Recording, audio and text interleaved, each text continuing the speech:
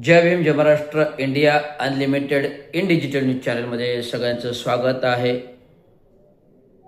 एक महत्त्वाच्या गोष्टीवर मी सोशल मीडियावर नुकतंच पाहिलं आणि या सोशल मीडियाचं जे अमोल अण्णावाने मिटकरी आहेत, परंतु एवढे असे वायफळ पातळ दुधाच्या करीसारखे काय झालेले आहेत, वायफळ पातळ जे अजित पवारांनी धरणामध्ये मुतण्यापेक्षा जे धरणाने मुतून जे जलसिंचन केलं त्या मुतावरूनच मुटकरी नाव पडले का तुम्हाला? विधान परिषदेतून आमदार आहात का विधानसभेचे आमदार आहेत? तुम्ही विधान परिषदेत आतल्या दरवाजाने आलेले आमदार आहात ना? ते मला पक्क माहीत नाही, परंतु मागच्या वेळेस पण विधान परिषदेच्या आतल्या दरवाजाने, मला वाटतं आत्ता पण विधानसभेच्या आतल्या दरवाजाचे तुम्ही आमदार आहात. जनमतातून निवडून आलेले नाहीत, कारण जनमतातून कोणच निवडून आलेलं या सरकारमधलं एकही आमदार किंवा खासदार नाही आहे. असं का म्हणतोय?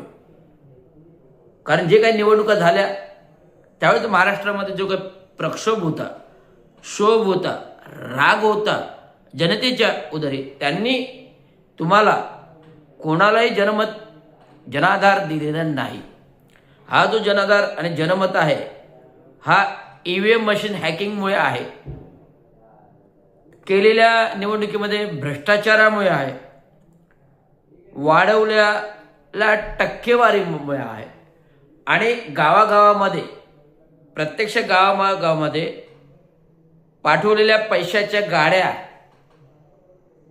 गावागावातून वाटलेले पैसे, झालेलं आमचं सरपंचांच्यावर गावकऱ्यांच्यावर झालेलं संभाषण, आणि या संभाषणामध्ये गावकऱ्यांनी स्पष्ट सांगितलेले आहे की तुमची किती घरं आहेत, हे 50-5 लाख रुपये ठेवा आणि तुम्ही त्या संपूर्ण गावकऱ्यांना वाटून टाका. उद्या निवडणुकीला सर्वांनी मतदानाला वेळ झाला पाहिजे. अशा प्रकारचे संभाषणं आहेत गावकऱ्यांमार्फत आलेली. जेव्हा आम्ही विचारपूस करतो बाबा कसं मतदान झालं, कुठे मतदान झालं, तर ते स्वतःहून कबुली जाते. इथे जे असे गावामध्ये पैसे वाटायला आले होते, आमच्या गावकऱ्यांनी एवढे कुठे 50-5 लाख असे देऊन गेले. संपूर्ण गावाचे गाव जे आहेत, एक गठ्ठा गाव असो तिथे हे तुम्ही रक्कम वाटून द्या आणि उद्या मतदानाला या. अशा प्रकारचं हे सरकार भ्रष्टाचाराने कंटेनर भरून पैसे गावाकडे, शहराकडे, सगळीकडे बरेच मुद्देमाल निवडणूक अधिकाऱ्यांनी पकडला इलेक्शन दरम्यान, हा तुम्हाला सांगतो. आता येऊया या टक्केवारी EVM सरकारमधील ज्या आतल्या दरवाजाने आलेले मिटकरी, जे धरणातून मुतलेले अजित पवार, त्या मुक्तावरून नाव पडलेले मिटकरी नाही, ते हे मुतकरी आहेत. जे एक सामाजिक महिला अंजली दमानिया सुपारीबाज समाजसेवा म्हणतात, सुपारीबाज समाजसेवा म्हणतात. मग मिटकरी, तुम्हाला काय म्हणायचं? गद्दारी, टक्केवारी, सिंचन घोटाळेबाज राजकारणी, जमिनी घोटाळे करणारे राजकारणी, की भूमाफिया मिटकरी असं बोलायचं? अजित पवारांचा भ्रष्टाचाराचा घोटाळा 70,000 कोटीचा हे अंजली दमानिया एकटीला माहीत नाही आहे. ते समाजसेवा करतात, चांगल्या प्रकारे करतात, अंधकारातील अन्यायावर आवाज उठवतात. आम्ही बऱ्याचदा पाहतो.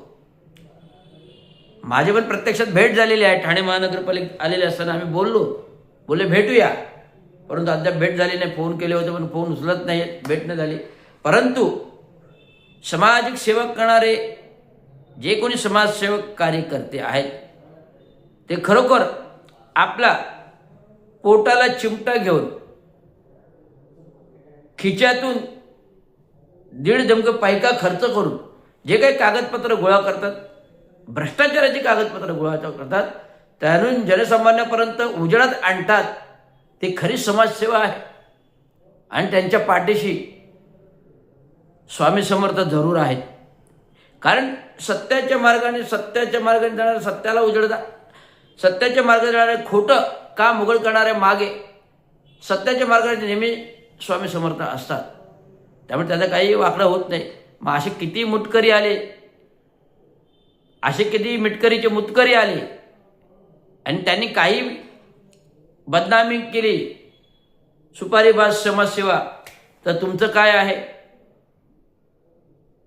सिंचन घोटाळेबाज राजकारण, भूमाफिया, महारत्नाच्या जमिनी चोरणारे राजकारण, हेच का तुमचं राजकारण? 35 वर्षाचं अजित पवारांचं जातीयवादी राजकारण, अनुसूचित जाती जमाती वर्गाच्या आरक्षणावर प्रबोधनातील रद्द करायचं, हेच का जातीय धोरण, जातीय तणाव, जातीय दंगली महाजवळचं तुमचं राजकारण? आज सत्तेमध्ये आता जे काय तुमच्याकडे पक्ष घड्याळ चिन्ह आहे, हे तुमचं नाही आहे, हे उपरं कोणाचे तरी चोरलेलं आहे, त्याच्यावर अंतिम निर्णय झालेला नाही आहे. न्याय सुप्रीम कोर्टाचा अंतिम निर्णय झालेला नाही आहे. इवन दो शिवसेना गद्दारांचा पण अंतिम निर्णय झालेला नाही.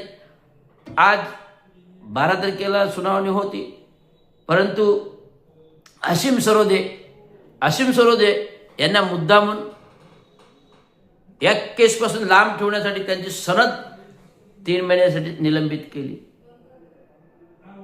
3 महिन्यासाठी निलंबित. जे लोकशाहीने भांडतात,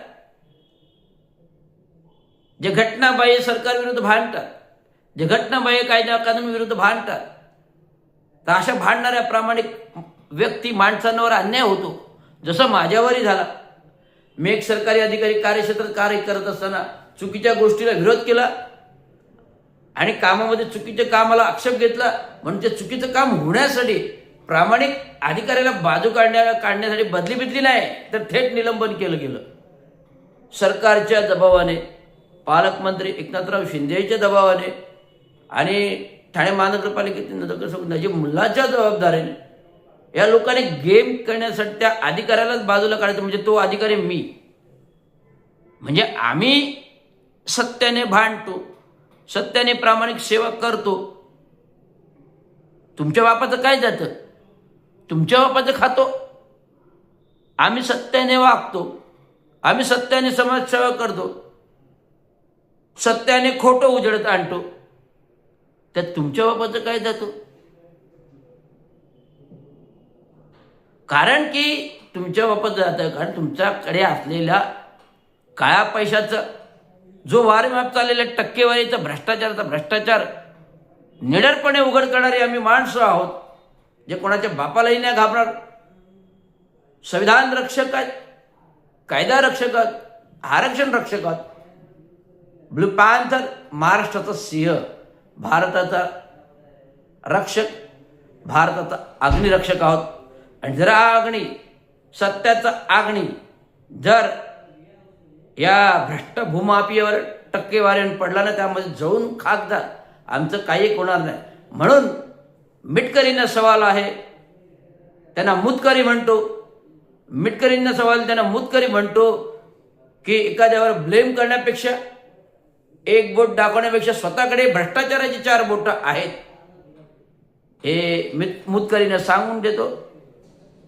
मनसेचे मुंबईमधले जे काय मनसेचे नेते, ते तुम्हाला मटणकरी म्हणतात, पण मी तुम्हाला मटणकरी नाही म्हणत, तर तुम्हाला मुतकरी म्हणतो. मी नाव बदललं, मुतकरी म्हणजे मुतून घाण करणारी माणसं मुतकरी, मुतून घाण करणारी माणसाला काय म्हणतात? मुतकरी. तशी महाराष्ट्रामध्ये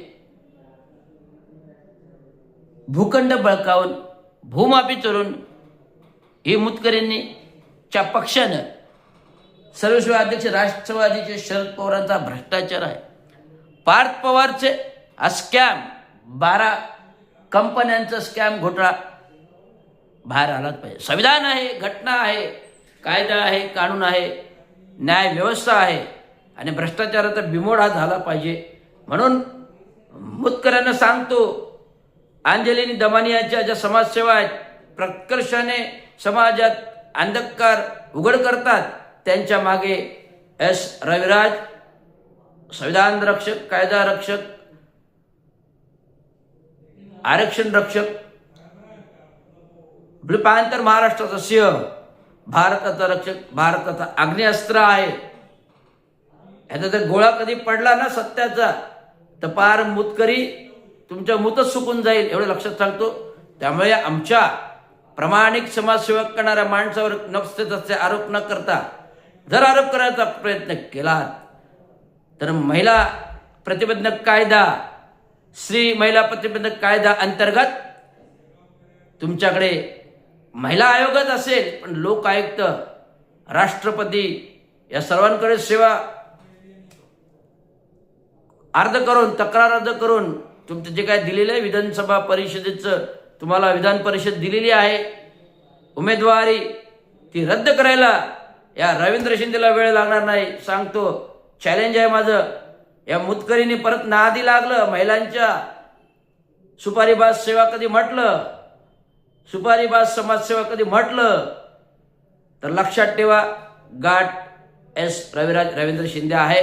जशा तिथे अंजली दमानिया आहे नागपूरमधल्या भ्रष्टाचार उघड करणाऱ्या, तसा ठाणे जिल्ह्यामध्ये ठाणे शहरातील महापालिका क्षेत्रामधले एस रविराज महाराष्ट्राचा सिंह, ब्लू पॅन्थर आहे, भारताचं आग्नेयास्त्र आहे. लक्षात ठेवा. धन्यवाद. जय भीम, जय महाराष्ट्र. संविधान जिंदा है, जिंदा रहेगा, जिंदा ही रहेगा जब तक सूरज चांद रहेगा. बाबा तेरा नाम रहेगा जब तक सूरज चांद रहेगा. संविधान, कायदा, कानून, लोकशाही जिंदा रहेगा. धन्यवाद. जय भीम, जय महाराष्ट्र.